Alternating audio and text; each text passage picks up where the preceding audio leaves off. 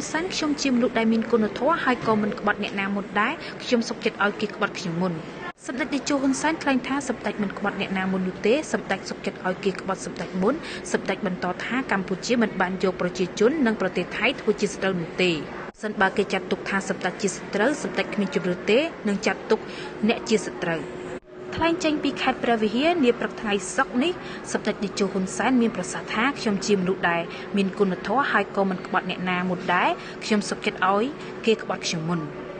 ឥឡូវគេក្បត់ខ្ញុំមុនហើយដូច្នេះខ្ញុំត្រូវនិយាយរឿងនេះហើយកុំថាខ្ញុំក្បត់គុណធម៌លោកជំទាវ អ៊ុងអ៊ីងនាយករដ្ឋមន្ត្រីថៃខ្ញុំបានបាត់បង់ការអត់ធ្មត់ចំពោះលោកជំទាវហើយសម្ដេចតេជោហ៊ុនសែនក៏បានសូមជូនទៅប្រជាពលរដ្ឋថៃប្រជាជនថៃសម្ដេចមិនយកប្រទេសថៃប្រជាជនថៃជាសត្រូវនោះទេតែប្រទេសថៃមានក្រមយោធានិងអ្នក